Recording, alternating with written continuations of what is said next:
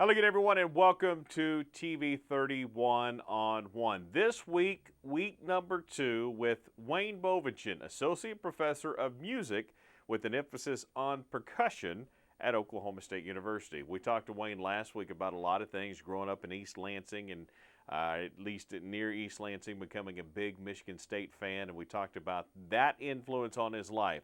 This week, we start with a couple of things. So he goes from being a Michigan State student to now working on trying to become a professor at Oklahoma State University. Some paperwork issues became part of the problem. And then meeting with Eddie Sutton and making sure that Coach Sutton and he were on the same page when it came to all of the music that you hear at an Oklahoma State basketball game. Let's check in once again with Wayne Bovenschen. I wanted to teach at a college, and so there wasn't anything lined up. This job was open. I applied for it, never heard a word. Then all of a sudden, this mailing came out. Well, something had happened here that, it was a paperwork problem, that the job wasn't actually approved to be a tenure track position. So they had to throw all that out and reopen the thing. Well, that gives you if it's going to be a one-year position, you don't have people leaving another job to go do that. Sure. When you have no job, you'll take anything you can get. And so I don't know how many of us there were. There was probably somewhere between 30 and 40 people that applied for the position. But it was June. I remember I flew for the first time ever to come down here to interview for this job, and. Again, I had come out of my shell a little bit in band, but still, when I was in an environment that I wasn't familiar with, evidently I didn't talk a lot while I was here because Joe Missile, the director of bands, who's still here, he made the comment to the other committee members, not with me around, said, he's a good player, and he taught the MSU drumline, and they're good. But the guy has no personality at all. That was my downfall, that I didn't show them that I had personality. Yeah. But yeah, I was lucky enough. I got the job. They actually offered it to me at the end of the interview because it was late. Yeah. When you're getting into June, that's rough. You want all the positions filled, and June was a big month for you. Because it was the same thing leading into Michigan State. You said yeah. you were there in Yep. June. You were lucky they had a position then. Yeah, that's right. And then you get hired here in June. Yep. So you'd actually been teaching them, though, at Michigan State during your master's? Yeah, well, we were student run. So the minute I became section leader in '82, I was already teaching them. It was me and another guy, but then in '83, it was I was the head section leader. So '83 and '84, I was teaching while I was marching, wrote all the music. So it was great experience. There was no mentorship really, but it was great experience. And again, you remember these pockets.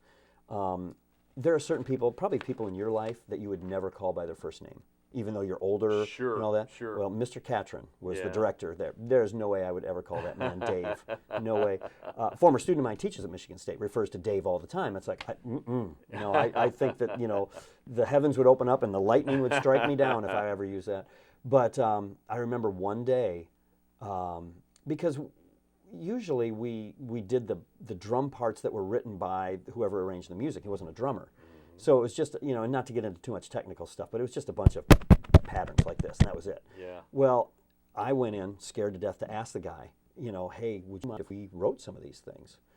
And he said, not at all. I was scared to ask him this, and he said, not at all. If I don't have to write it, I'll be in heaven. So that's when we as students started writing it. Well, it was, I can't remember, I think it was 1984, my second year. The band director cut the band off and he said, drums, play that from A to C or whatever. And so I thought, oh gosh, what did I do wrong now? We got done playing it and he said, Wayne, that's really, really good. And and everybody starts clapping and I'm just red as can be. And that was another one of those moments where it's like, oh yeah, I want to do this. So not only can I play, but I can write as well. Mm-hmm. Okay, so fast forward to Oklahoma State. You're now teaching here in charge of the drum line after you were able to secure the position. When we think of you, I think when most people think of you that don't know you, they see you as the pep band leader at the basketball games for a lot of years.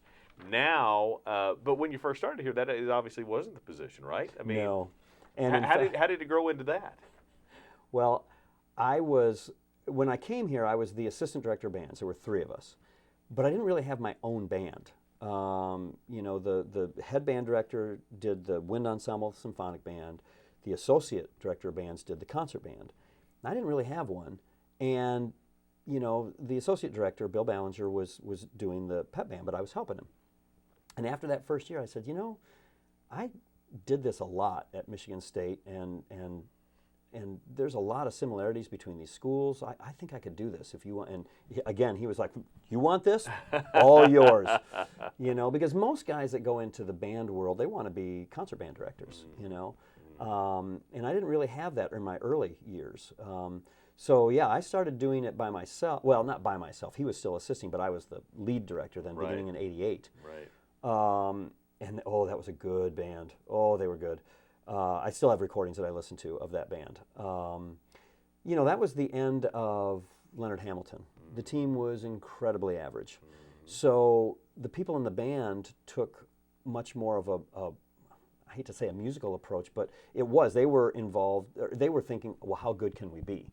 Because the games were kind of like, Yeah, sure. And then, we can talk in a little bit about when Eddie came in. That was a big change.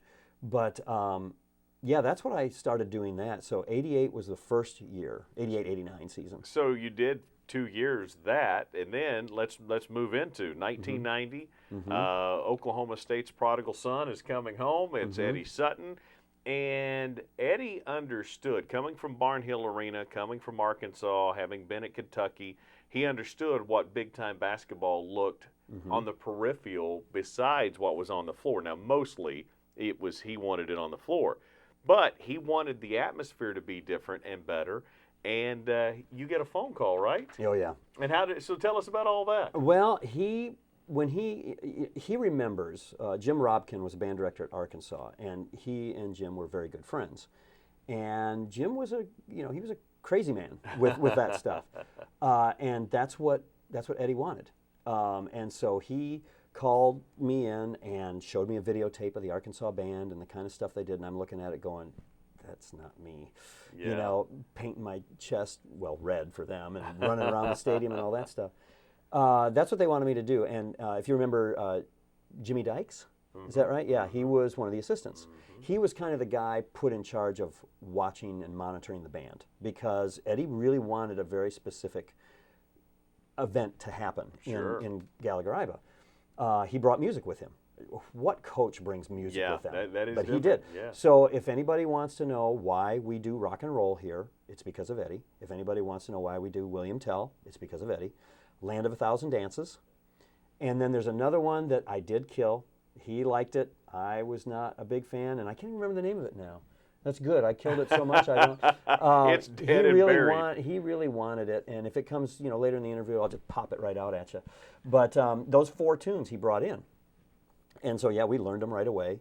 And then our arranger, who was a bass player in the band, he said, "Can I rearrange this stuff?" Because it was, the arrangements weren't good. Sure. So what we play now is what that guy arranged back in 1990, 91 actually, the second year. And it's a huge tradition. But he wanted that place filled up before, everything that he was talking about in that first meeting. I remember, I want people waiting in line to get in. I want people camped out the night before to get their seat. I want this to be such a big deal that they will stop everything else in their life just to go to a basketball game. Yeah, and they did. Yeah. For a long time, and really, the bottom line is, if he hadn't gotten them into a winning mode, it wouldn't happen. That is an important component. Whenever people talk about we want to, have a tradition. Well, the first tradition you need to have is a tradition of winning, and then you'll have a lot of traditions. Yeah. But a lot of that stuff that we do all grew out of those early '90 years. If you haven't been to TS Fork at White Barn Estates lately, we have an exciting new concept to tell you about. It's called Thirsty Thursdays, and it includes 4 courses of the same high-quality food as our other nights, and some of the best mixed drinks you've ever had. Best of all, no reservations are required.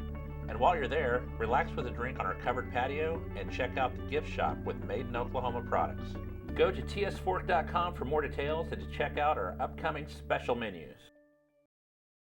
To all of our neighbors, friends, the people we see every day, we come to you today with no news or announcement, but to let you know what's on our hearts. Because quite simply, we feel honored. You're the reason that what we do is so much more meaningful than a job. The reason we believe in the power of investing in tomorrow. But you're also the reason we believe in the power of sharing the same neighborhoods and a loyalty that's bigger than any challenge. So this is simply thank you. Thank you for the opportunity to move forward and grow, but never lose sight of the roots that connect us. As we step boldly into a time of change and innovation, consider this our promise that every investment in our hospital is an investment in our communities. Because you're the reason we love what we do and love where we live. The McCafe is now featuring cold brew coffee and cold brew frappes. Face the day with a cold brew coffee from the McCafe with a rich cold brew coffee blended with ice for a creamy frozen drink that's colder than cold brew. Or refresh with a cold creamy frappe. We start with a cold brew coffee, blended ice, and topped with whipped cream and rich chocolate drizzle for a great anytime frozen treat.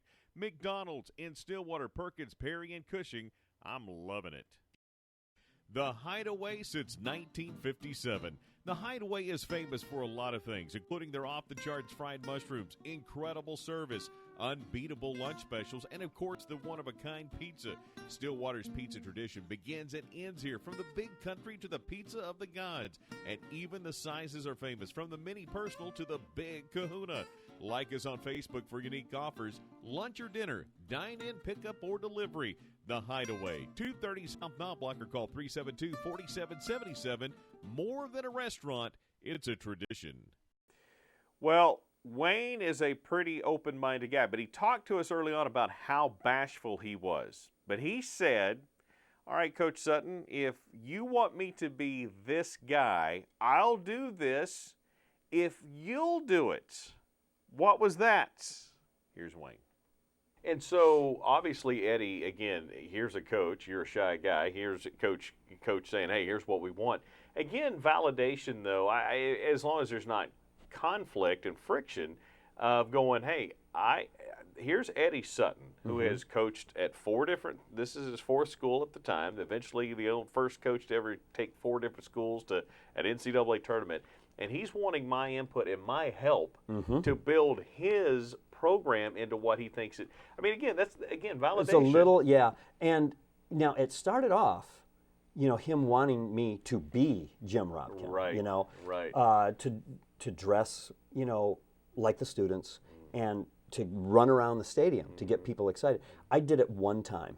I got really the band was on the court, and we were pretty loose as far as what OSU would allow us to do, and so run out onto the court during the timeout. They didn't care, and so I did that, trying to get people up and all that, and people kind of stood up and they kind of looked at me like, huh?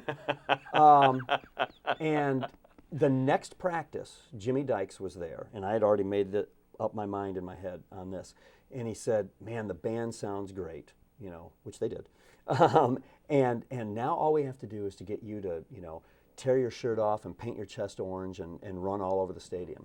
And I looked at him and I said, I'm going to start wearing suits. When Eddie Sutton starts to paint his chest orange and run around, I'll do it. Until then, I'm dressing exactly like him. And that's why I wore suits to the games. So Jimmy Dykes said, you tell Eddie I'm not? I said, no, that's just not my style. I said, we're gonna do what we need to get the crowd pumped up, but we're gonna do it through the band, not through me. So those selected songs by Eddie Sutton, obviously were his direct influence on the pep band.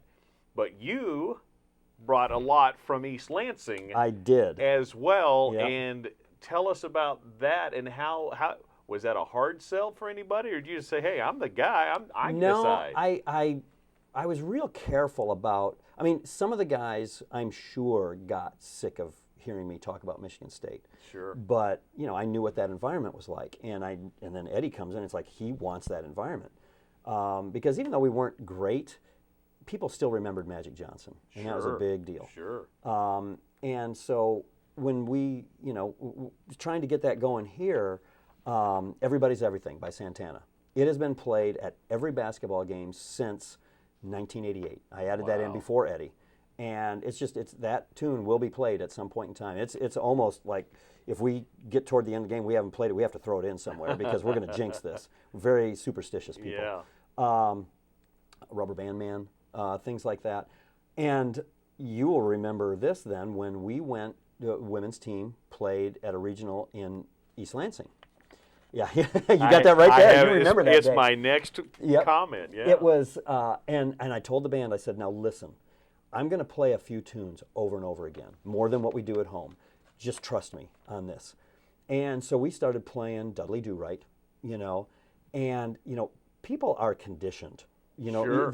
When they hear something, they do something. Like I've often said that if I went in the middle of Walmart and I just took a drum and I just went boom, boom, boom, boom, boom, boom, 75% of the people would start doing this without thinking. They don't know why, but they're doing it. Pavlov's dog. Absolutely. So let me set this up just a little bit. Okay, so go. NCAA tournament, the women's basketball team are headed to East Lansing. Now here, you got to keep this in mind. This was one of the few years where they tried the pod system. So we went to East Lansing for the NCAA tournament. East Lansing hosted 8 teams. It was not a bracket through that. We never played Michigan State. We won. It didn't matter. We were never going to play Michigan State. There were 8 teams, 2 sides of the bracket. Didn't matter. But the Michigan State fans were there. A lot of them just enjoying some basketball, and so I'll let you pick it up from there. Well, the first thing I did is I told them, I said, I'm going to do Dudley Do Right about 8 times, and just trust me on this. And so, and I said, and just watch, while you're playing it, concentrate, but just watch. And,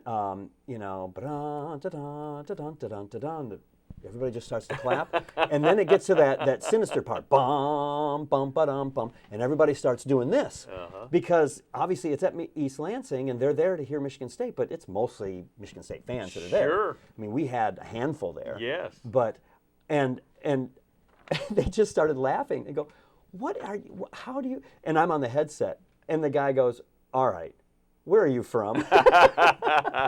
And so we did that. We did Rubber Band Man. We did Everybody's Everything. Everything that I had borrowed, from that environment, I did. And we had the crowd on our side then, the rest of the game. Undoubtedly, we had them on our side. And I remember seeking you out afterwards and went, okay, what's the deal? Because I was calling the game. And I remember going, what is, and then you and I might have had this conversation prior to, so I don't remember if I was going, okay, tell me what's going on here, or if I remember going, oh yeah, I forgot you were from here, and that was awesome. I don't remember how that was. I don't remember exactly what it was, but it was so obvious. It was so incredible. The Michigan State fans start doing everything we're doing. It's like, wait a minute. So, and then that was the moment where I truly realized just how much influence you had on our tradition and on how much you borrowed from Michigan State. Yeah. Well, I mean, it's, some people are they get a little, I don't want to say upset, but it's like, well, why did we have to do that? Well, it's kind of what happens throughout. I mean, we have people don't realize that we have a little bit of Princeton in us. Sure. The Waving Song. It wasn't written for OSU. It's a tune called In Old New York, and in fact, I found it. It's hard to find on YouTube, but if you do a search on In Old New York and you search around, you'll find a black and white, video, just showing scenes of old New York and everything, and that song, in the background, and it's like, oh, that's where that's from. Our traditions, where they came from, doesn't matter. Sure. Because once they're adopted here, they are ours.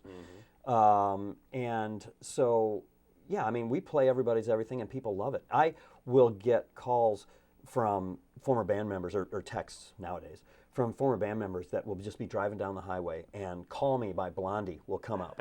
And they'll text me saying, man, I'm just thinking about basketball band and how much fun, that was. Kent and Barbara Houck have been saying they're a one-stop shop for many years. In 1951, the Houck Agency began insuring Oklahomans and since has expanded to insure people in 11 states across the country. The Houck Agency can find the policy that fits your needs, from business health coverage, individual health, home, auto, and long-term health care policies. They have a staff that can take care of financial planning, including retirement and investing. And Barbara Houck has been a realtor for over 35 years, and her contacts helped her buy and sell homes and commercial properties across the state. One-stop shop, the Houck Agency, 801 South Main in Stillwater. Call statewide toll-free at 800-543-8588. The Houck Agency, when experience counts. Hi, Casey Kendrick along with Tom Dorado, inviting you to join us for Out of Bounds Weekly, Tom, from guys like Mike Boynton, Jim Littell. We've talked to basketball coaches, football coaches. We talked to softball coaches. Nobody is off the radar on this show. No, and hopefully they want to come on as much as we want to have them on. We have a good time with it.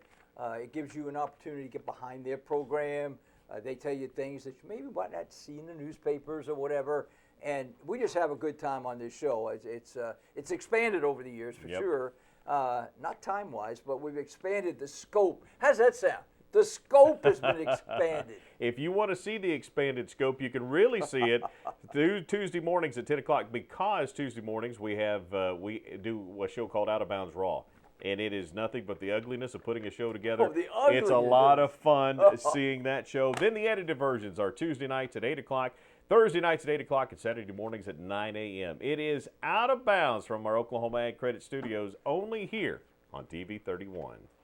Where do you go for computer help? Gigabytes. Gigabyte staff are experts in virus removal, software updates, and faster running computers. Gigabytes also provides small business support and network support, including websites. And they do laptop screen replacements, and they do all kinds of cosmetic repairs as well. Whatever your computer needs, they are the ones that can provide you with the answers and solutions to get you up and running. Gigabytes, 918 South Main, open Monday through Friday, 10 to 6, or call 533-1715. Charlie's Discount Drug, where we know our customers by name. Oh, yeah.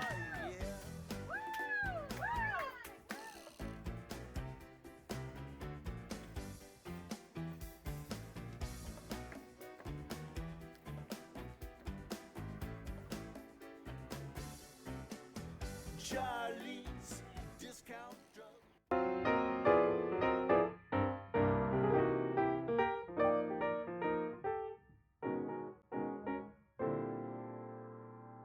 Well, for some of those kids, like our first year with Eddie, we went to the Sweet 16, I think that's right. was in New York or Jersey or whatever. I think that first year, because it was Atlanta first, and we won there, and then I think that's where we ended up going. Anyway, we were, there's a lot of money involved in basketball with that.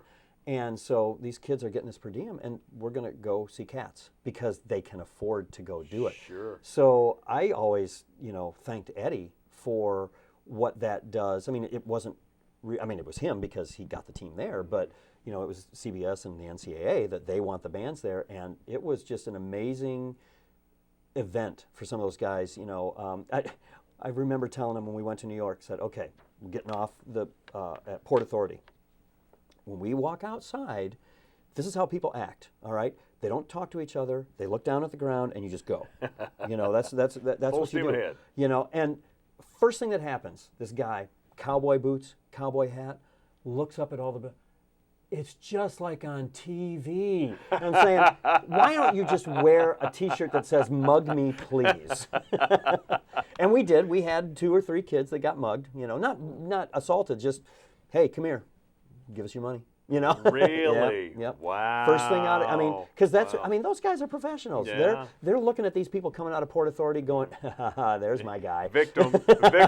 So, it's amazing. And as a young broadcaster, I felt the same way that I'm sure a lot of these kids did, because I was 23, 24 years old. I was just out of school as well.